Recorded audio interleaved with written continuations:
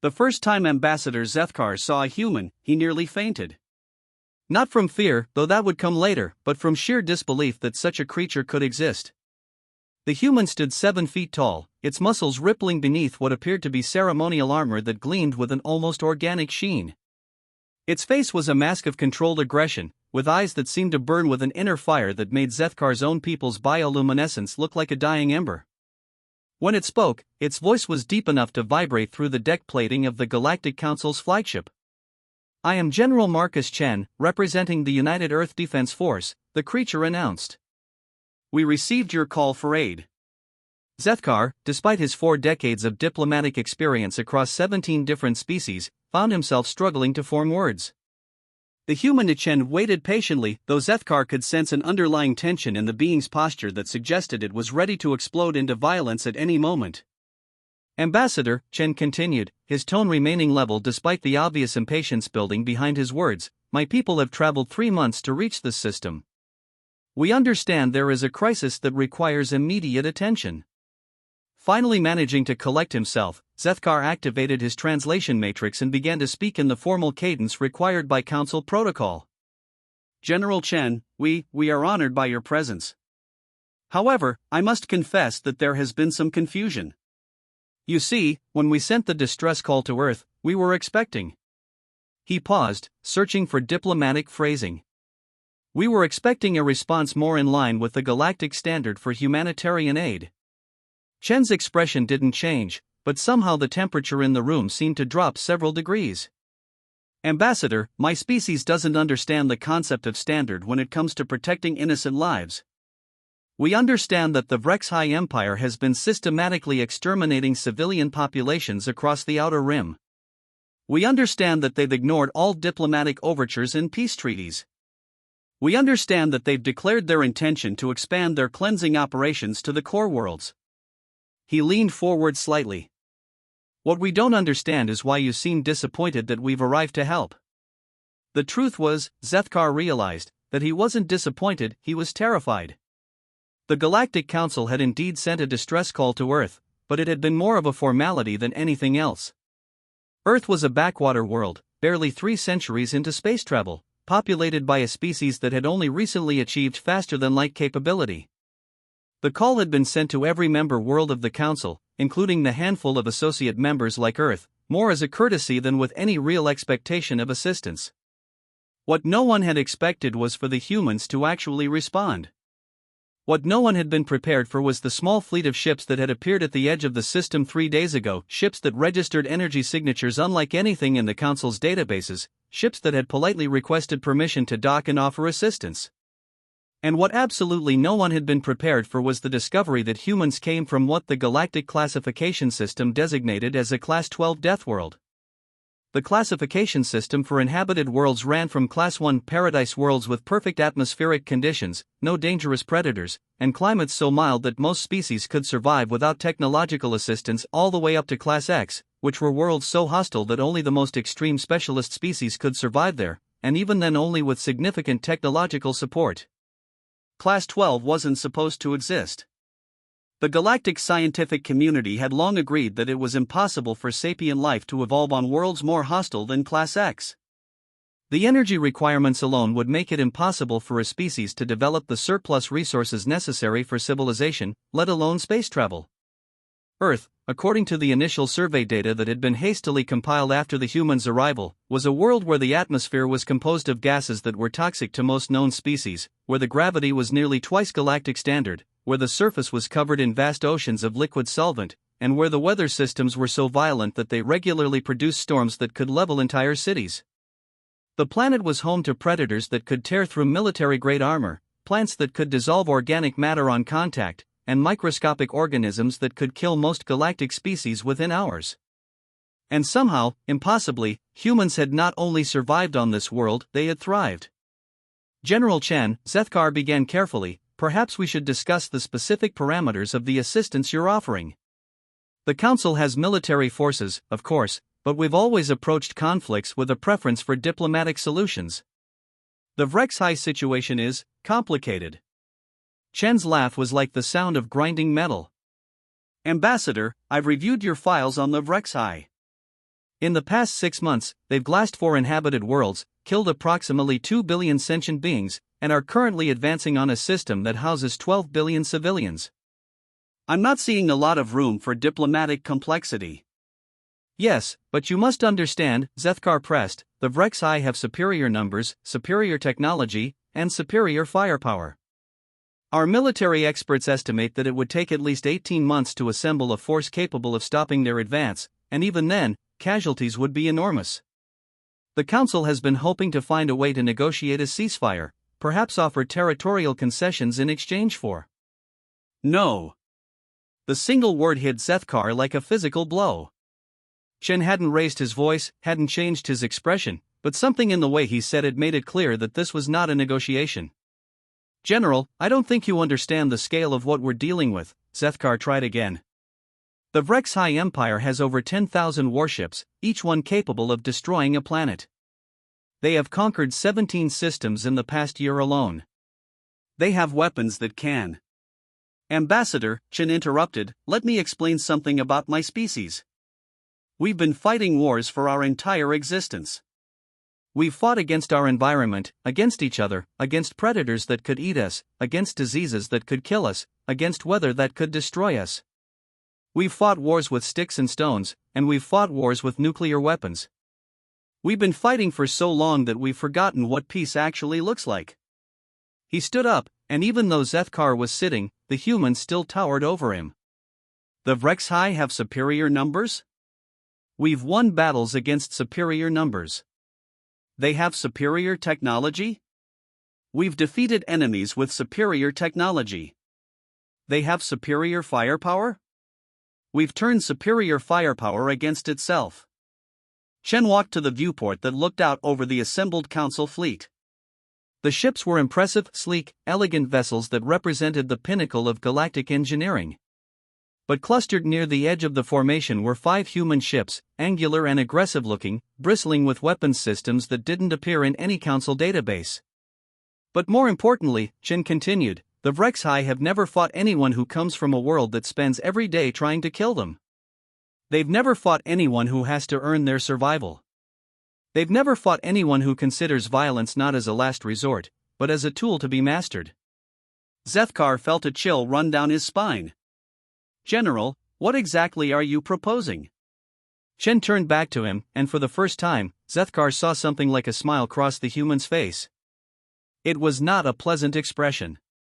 I'm proposing that we show the Vrexai what happens when they threaten something that humans have decided to protect. The first engagement came 18 hours later. The Vrexai advance fleet consisted of 300 ships, including 2 of their infamous planet killers, massive vessels designed specifically for orbital bombardment. They had been moving steadily toward the Kepler 442 system, home to nearly 4 billion civilians who had been frantically evacuating for the past week. The Council's defensive fleet numbered just over 100 ships, including some of the most advanced vessels in the Galactic Navy. They had taken position around the system's primary jump point, hoping to delay the Vrexai advance long enough for the evacuation to be completed. The human ships had requested permission to take point position. Admiral Fexnara, the Council's fleet commander, had initially refused. The human vessels were not only unfamiliar, but they were also significantly smaller than the standard Council warships. Even the largest human vessel was barely half the size of a standard destroyer, and their weapons systems were completely unknown quantities. But General Chen had been persuasive. Admiral, my ships are designed for a specific type of combat. Let us engage the enemy first. If we fail, your fleet will still be intact to continue the defense. It was a reasonable argument, and Fexnara had agreed. What she hadn't expected was what happened next.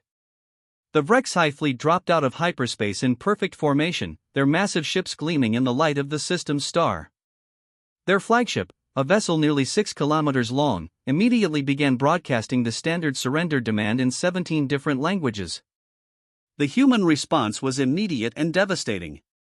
The 5 human ships, which had been drifting apparently powerless at the edge of the system, suddenly came alive with energy signatures that made the Council's sensors scream warnings.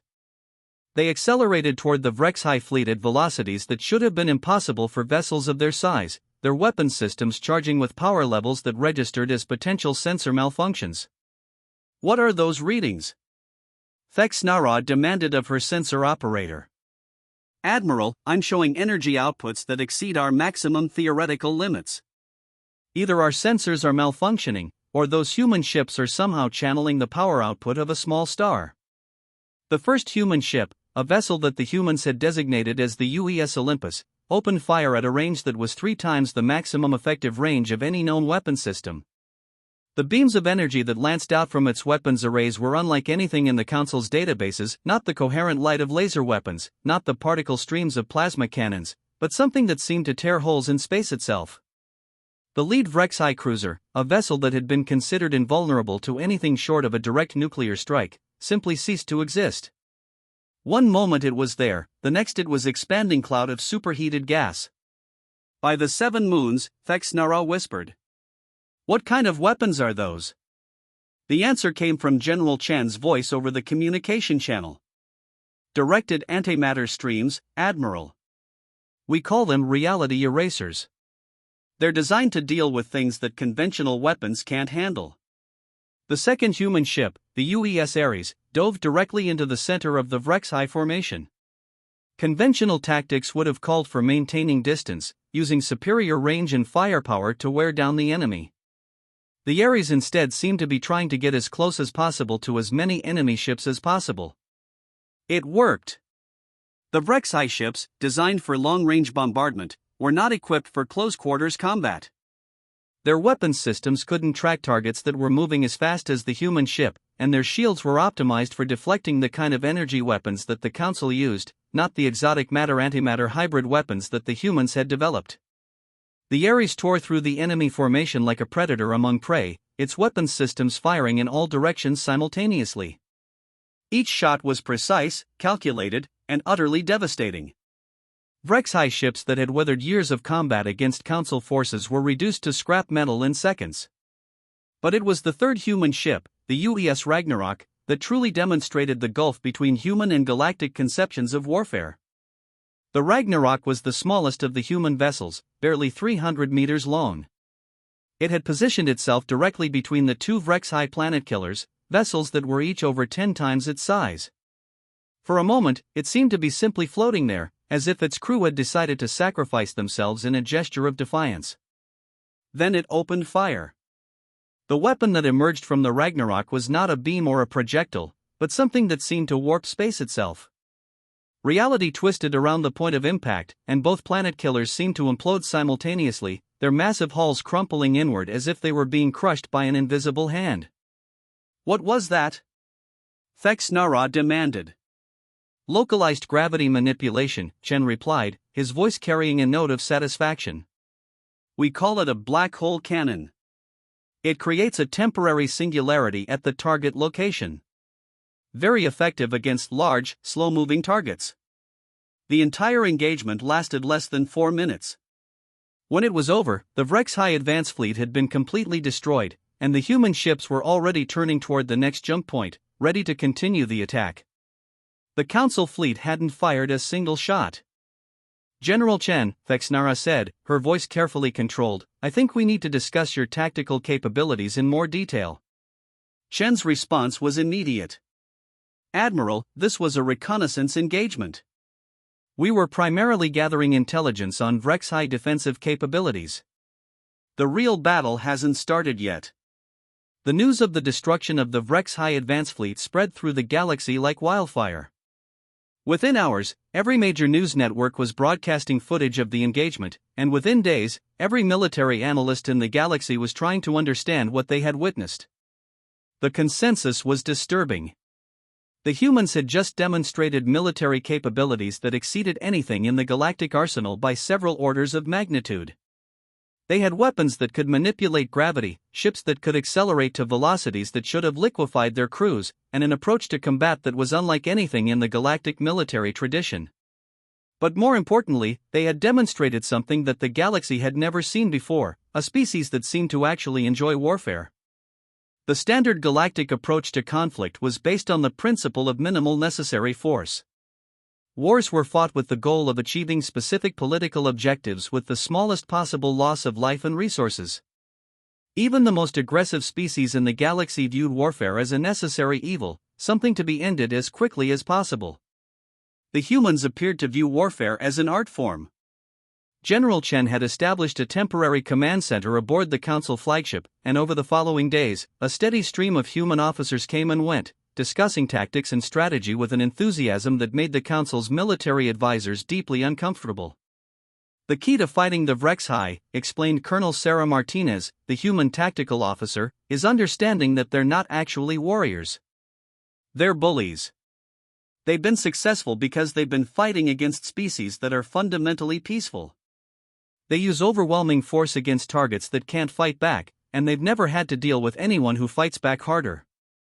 She was addressing a room full of the galaxy's most experienced military commanders, beings who had spent decades studying the art of warfare. But as she spoke, it became clear that her understanding of combat was fundamentally different from theirs. The Vrexhai rely on psychological intimidation as much as actual firepower, she continued. They broadcast surrender demands because they expect their enemies to surrender. They use planet-killing weapons not because they're militarily necessary, but because they create terror. They've built their entire military doctrine around the assumption that their enemies will be too frightened to fight effectively. Admiral Fexnara leaned forward. Colonel, you're suggesting that we can defeat them by simply refusing to be intimidated? Martinez smiled, and like Chen's smile, it was not a pleasant expression. Admiral, I'm suggesting that we can defeat them by showing them what real intimidation looks like. She activated a holographic display that showed the current position of the Vrexhai main fleet. Nearly 8,000 ships, arranged in a formation that stretched across half a light-year, slowly advancing toward the core worlds with the methodical precision of a machine built for destruction. The Vrexhai have never fought an enemy that was willing to take casualties, Martinez explained. They've never fought an enemy that was willing to sacrifice ships and crews to achieve victory. They've never fought an enemy that was willing to escalate beyond their comfort level. She manipulated the display, showing the human fleet's planned approach. 5 ships against 8,000. The mathematics were absurd. But most importantly, Martinez continued, they've never fought an enemy that was actively trying to kill them. The room fell silent. Finally, Admiral Fexnara spoke.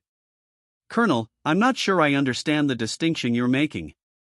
All warfare involves trying to kill the enemy. No, Admiral, Martinez replied. Most galactic warfare involves trying to defeat the enemy. There's a difference. When you try to defeat an enemy, you seek to neutralize their military capabilities, force them to surrender, or achieve your political objectives.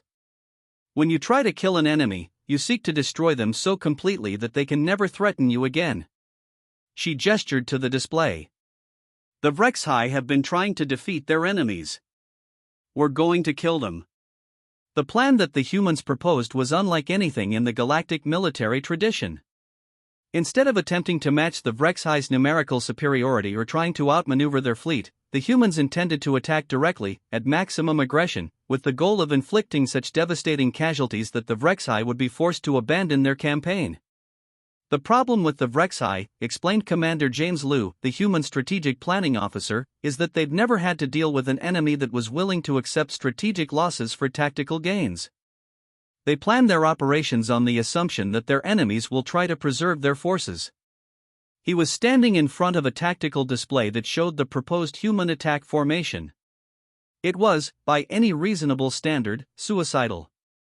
Commander, Admiral Fexnara said carefully, your plan calls for your ships to penetrate directly into the center of the Vrexhai formation. Even with your superior weapons, you'll be outnumbered by factors of thousands to 1. Your ships will be destroyed. Liu nodded. Yes, Admiral. That's the plan. I'm sorry, I don't understand. You're planning to sacrifice your entire fleet? We're planning to trade our fleet for their fleet, Liu corrected. The difference is that we have more fleets. This was the revelation that changed everything. The 5 human ships that had responded to the Council's distress call were not the entirety of Earth's military capability. They were a single task force, sent ahead to assess the situation and begin preliminary operations. The main human fleet was still en route. "How many ships are we talking about?" Thexnara asked. Chen answered. "The initial response fleet consists of approximately 50,000 vessels, Admiral. The full mobilization, if required, would be considerably larger." The number was so absurd that it took several seconds for the Council officers to process it. The entire Galactic Navy, including the forces of all member worlds, numbered fewer than 20,000 ships. The idea that a single world could field a fleet of 50,000 vessels was simply incomprehensible. "General," Thexnara said slowly, "how is that possible? Even if Earth had the industrial capacity to build such a fleet, the resource requirements would be enormous. The crew requirements alone would be." "Admiral," Chen interrupted, "you're thinking about this from the perspective of a species that views warfare as an aberration. Humans have been preparing for war for our entire existence. We've been building weapons, training soldiers, and developing military technology for thousands of years. It's what we do." He activated another display, showing the human fleet's organizational structure. Every human world has a military. Every human colony has a fleet. Every human space station has weapons. We have more military vessels than we have civilian vessels, because we've never been able to afford to be defenseless. The display showed the scope of human military preparation. Shipyards that could produce warships at a rate of hundreds per day. Training facilities that could process millions of military personnel per year. Weapons research facilities that were constantly developing new and more effective ways to kill. The Vrexhi have built their empire by conquering species that were fundamentally peaceful, Chen continued. They've never encountered a species that was fundamentally military. They're about to learn the difference. The attack began at 0800 hours, Galactic Standard Time, with a maneuver that would have been impossible for any other species in the galaxy. The human task force, now reinforced to 12 ships by the arrival of additional vessels, accelerated directly toward the center of the Vrexhi formation at velocities that approached a significant fraction of the speed of light. The physics involved should have been impossible, the acceleration forces alone should have killed every crew member, and the energy requirements should have exceeded the output of most stellar generators. But the humans had solved both problems through what they called inertial dampening technology and zero-point energy extraction.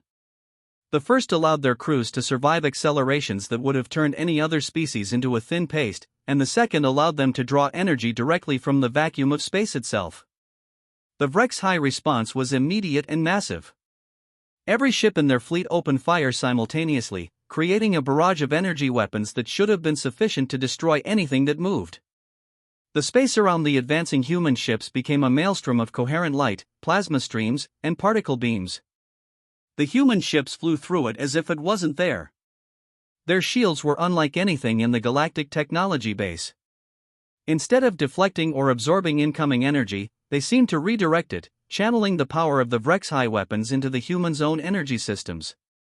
The more the Vrexhi fired, the stronger the human ships became. "Impossible," breathed Admiral Thexnara, watching the engagement from the Council command ship. "Nothing can survive that kind of firepower."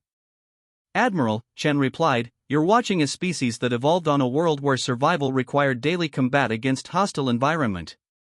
Our technology is designed not just to survive, but to turn adversity into advantage."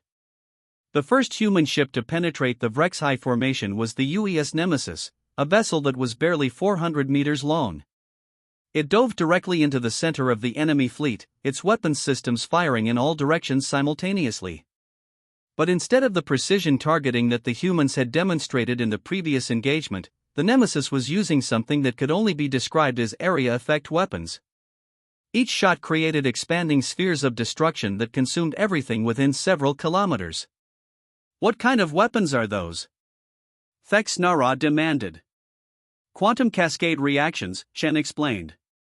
"We call them reality bombs. They cause localized breaks in the fundamental structure of spacetime. Everything within the affected area simply stops existing." The Nemesis was destroying dozens of Vrexhi ships with each shot, but it was also taking enormous damage. Its shields were failing, its hull was breached in multiple places, and its crew was undoubtedly fighting for their lives.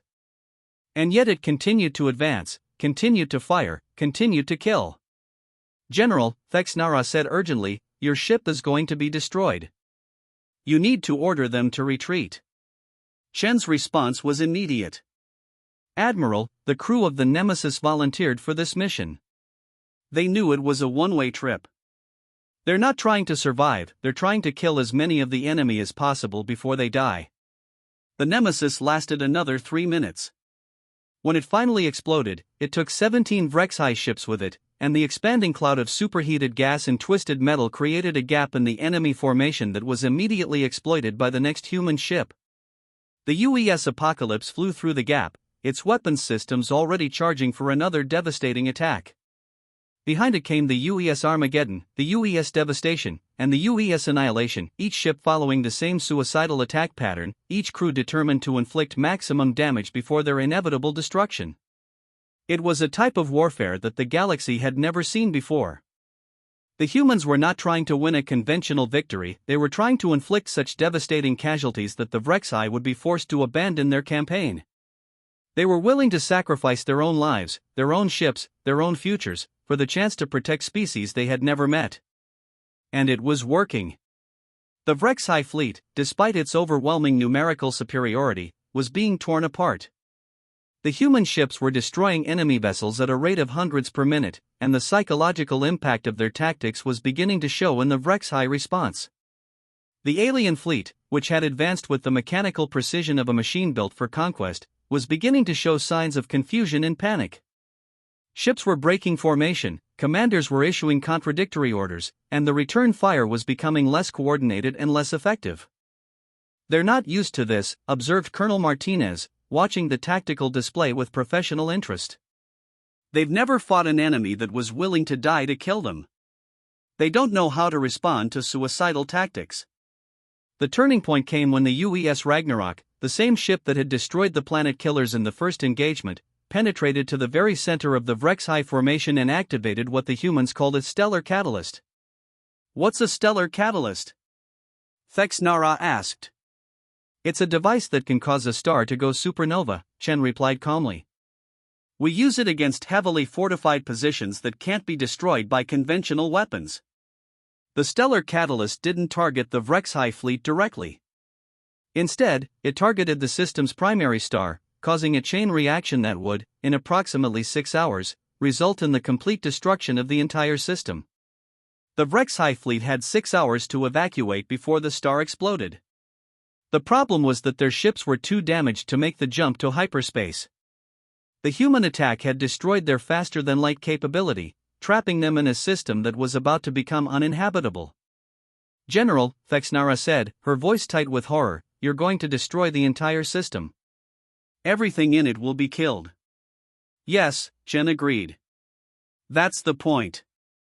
The Vrexai have a choice: they can surrender and be evacuated by our rescue ships, or they can die when the star explodes. But they can't continue their campaign of extermination." The broadcast that went out to the Vrexai fleet was simple and direct. It was transmitted in their own language, and it was delivered by Chen himself. "Vrexai commanders, this is General Marcus Chen of the United Earth Defense Force. You have 6 hours before this star goes supernova. Your faster-than-light systems have been disabled. Your only chance of survival is to surrender immediately and prepare for evacuation." The response was immediate and filled with outrage. The Vrexai fleet commander, a being called War Master Thekval, broadcast his reply on all frequencies. "Human scum! You dare to threaten the mighty Vrexai Empire? We will never surrender to inferior life forms. We will fight to the last ship, to the last warrior, to the last breath. The Empire will avenge our deaths, and your pathetic species will be hunted to extinction." Chen's response was equally immediate. "War Master Thekval, you seem to misunderstand the situation. This is not a threat. This is a statement of fact. In 6 hours, this star will explode. You can surrender and live, or you can maintain your pride and die. The choice is yours." The next 5 hours were a masterclass in psychological warfare. The human fleet, now reduced to just 3 operational ships, maintained a defensive perimeter around the system, preventing any Vrexhai ships from escaping.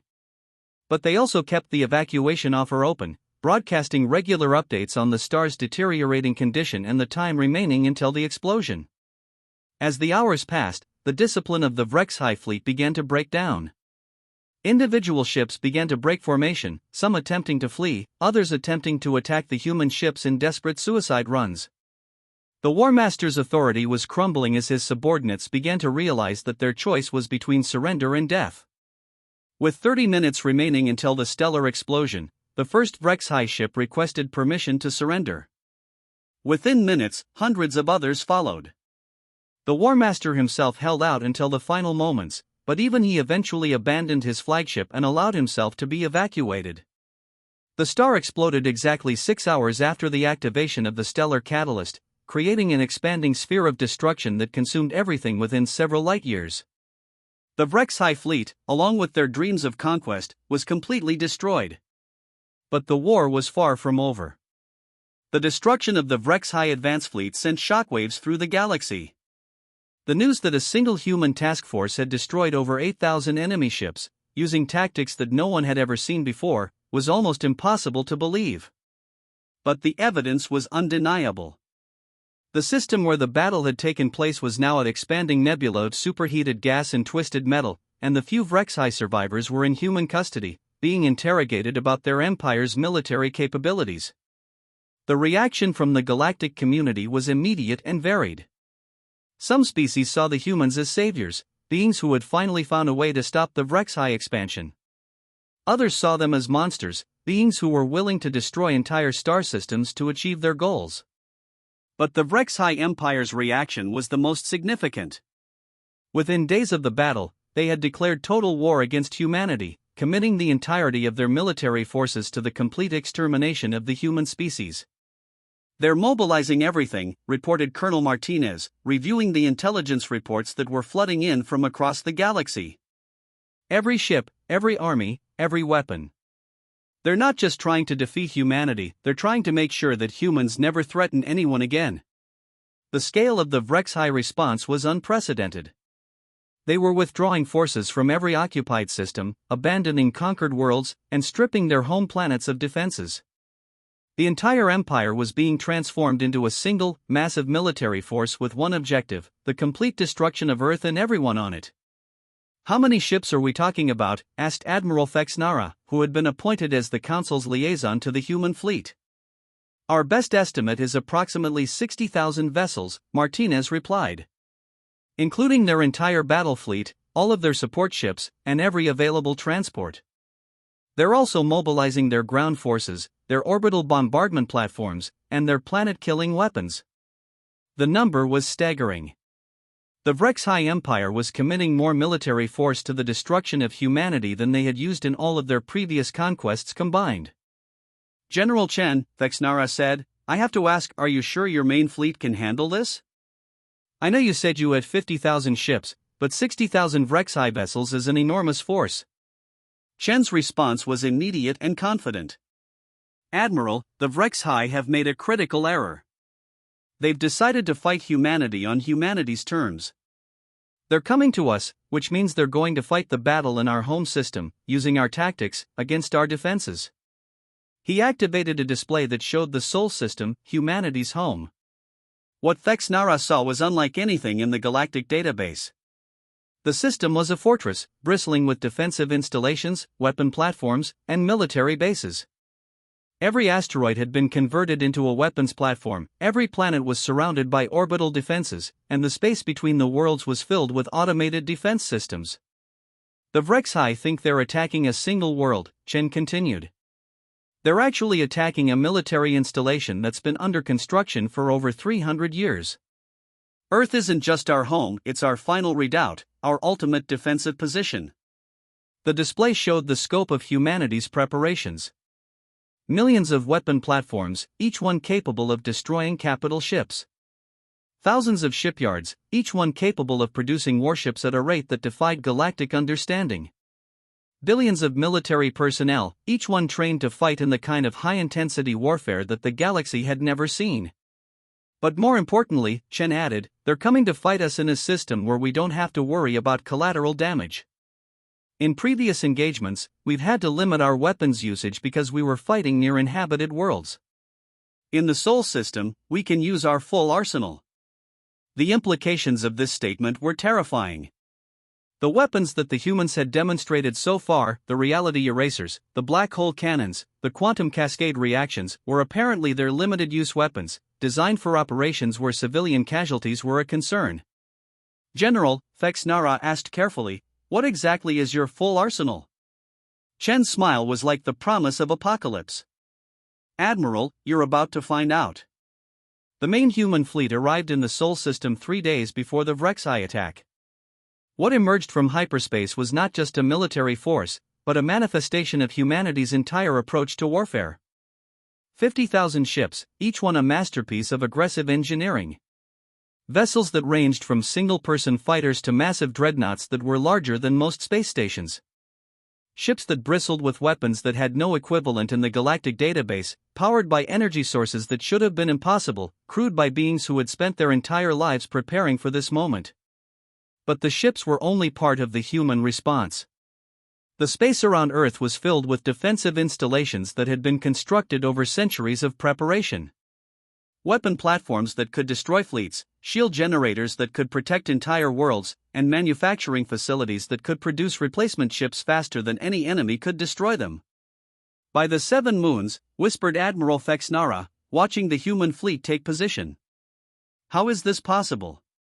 How can a single species field this kind of military force? Admiral, Chen replied, humanity has been preparing for this war for 300 years. We've known since we first encountered the galactic community that someday, someone would try to destroy us.